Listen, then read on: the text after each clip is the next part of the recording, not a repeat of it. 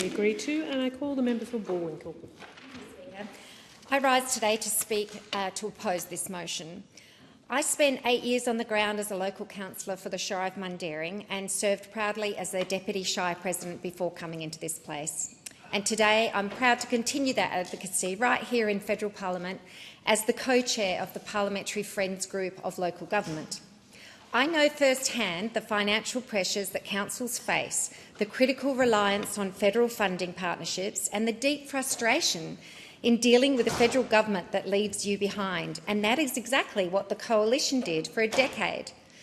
The reality is quite simple. The Albanese Labor government is delivering for local government, while the Coalition spent a decade leaving them behind.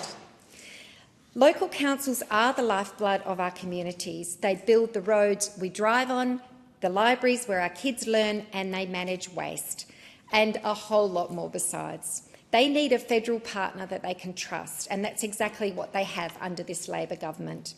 We are delivering record Commonwealth investment to the sector.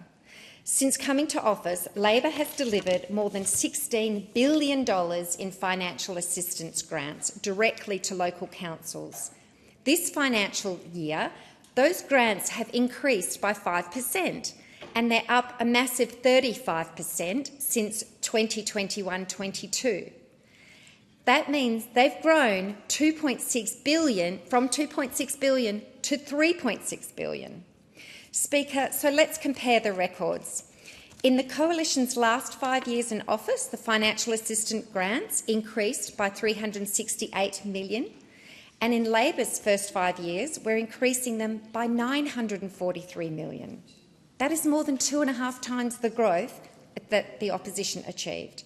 We are providing long-term certainty, and with funding projected to exceed $4 billion annually by 2029-30.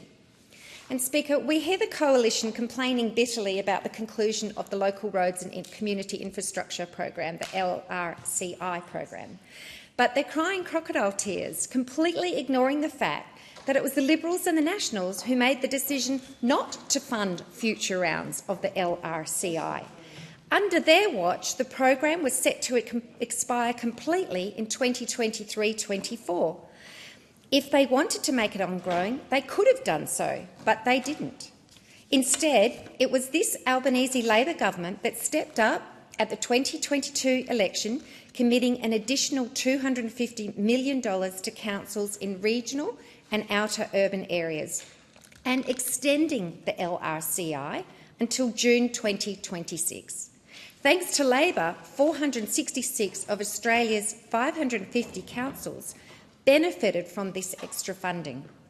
If the Liberals and Nationals had their way, regional councils, whom they pretend to represent, would have had $250 million less funding than over the last few years. They are quite literally complaining about the consequences of their own decision. Speaker, our support goes far beyond this. We have given local government a permanent seat at the table by restoring the Australian Council of Local Government, and in 2023-24 alone, almost $6 billion flowed from the Commonwealth to local governments. That's equivalent to $16 million every single day, supporting local jobs and infrastructure. And we've doubled the funding for the Roads to Recovery program, committing $4.4 billion nationally, which is a 76% increase.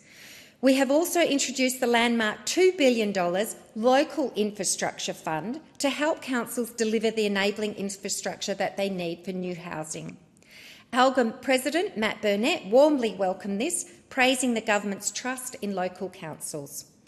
Labor is backing our councils to build stronger communities based on local priorities. We are restoring the funding, the certainty and the respect that was stripped away during the Coalition years. I urge the House to reject this hypocritical motion, and I commend our record to the House.